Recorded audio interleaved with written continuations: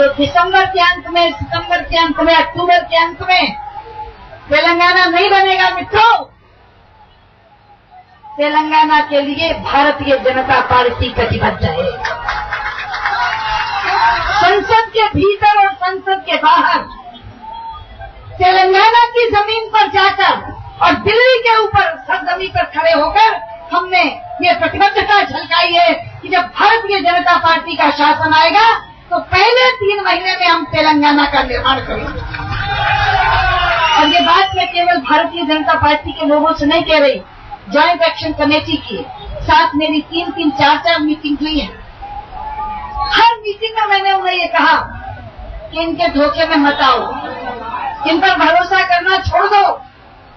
और मैंने उनसे कहा था कि अगर तेलंगाना बनेगा तो भारतीय जनता पार्टी के समर्थन से बनेगा या भारतीय जनता पार्टी के द्वारा बनेगा। अब मैं कह रही हूँ कि इनके द्वारा बनेगा ही नहीं। तेलंगाना तभी बनेगा जब इस सरकार का अंत होगा और भारतीय जनता पार्टी का शासन आएगा। ये लोग तेलंगाना निर्माण के लोगों को लाठियां देते हैं, गोलियां देते हैं, आंसू गैस के गोले देते हैं। याद है आपको जिस समय तेलंगाना में सब कुछ ठप था, दुकानें बंद, फैक्ट्रियां बंद, दफ्तर बंद, स्कूल बंद, कॉलेज बंद और सब सड़क पर थे। छात्र सड़क पर थे, कर्मचारी सड़क पर थे, व्यापारी सड़क पर थे, उद्योगपति सड़क पर थे, मजदूर सड़क पर थे। सर्वजन हड़ताल हुई थी। उस समय मैंने संसद में खड़े होकर कहा था कि अध्यक्ष जी, तेलंगाना में सब कुछ बंद है, अगर चल रहा है तो केवल लाठियां चल रही हैं, गोलियां चल रही हैं, आंसू गैस के गोले चल रहे हैं और ऐसे में ये संसद भी हमें बंद करनी होगी। और उस दिन हमने संसद बंद की थी। तो मुझे नहीं मालूम था कि वो लाठियों की बरसात यहाँ तक भी आ जाएगी और मेरे लोग जो यहाँ आए हैं उनको लाठियों से मार मार के घायल किया जाएगा। लेकिन मित्रों, जहाँ तक तेलंगाना का सवाल है, मुझे उस इतिहास में जाने की आज जरूरत नहीं है, क्योंकि मैंने तेलंगाना के इतिहास को 1 बार 2 बार नहीं 20 बार पढ़ा।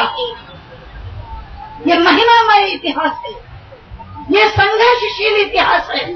आपने जो कुछ पाया है वो संघर्ष से पाया है और आप अपना संघर्ष जिले जिले, ब्लॉक ब्लॉक, तहसील तहसील पर भी करते हैं, प्रदेश के हैदराबाद में भी करते हैं और फिर आकर दिल्ली देश की राजधानी में भी करते हैं। आज फिर आप अपना स्तर बुझाने के लिए यहाँ आए हैं।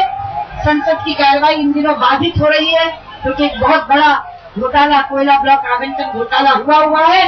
वरना इस समय जब आप यहाँ आए हुए होते, अगर संसद चल रही होती तो आपके स्वर में स्वर मिलाकर संसद के अंदर भी मैं वही बात कहती जो आज यहाँ कह रही हूँ। लेकिन आपको फिर कहना चाहती हूँ, केवल अपनी ओर से नहीं, भारतीय जनता पार्टी के समूचे नेतृत्व की ओर से आपको ये आश्वासन देना चाहती हूँ, अब ज्यादा देर नहीं, हो सकता है देश में मध्यावधि चुनाव ही हो जाए।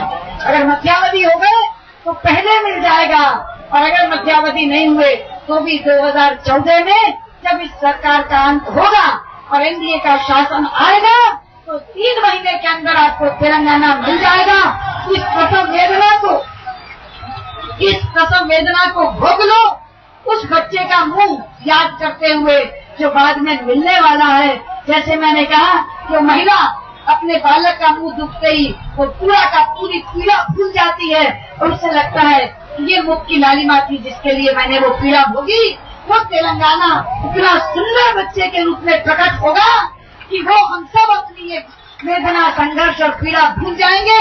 आपके आज के इस कार्यक्रम को मेरा बहुत बहुत शुभ आशीर्वाद। और किशन रेड्डी जिनके नेतृत्व में ये भूख हड़ताल चल रही है, उनको भी मेरा बहुत बहुत आभार और मेरा बहुत बहुत अभिनंदन।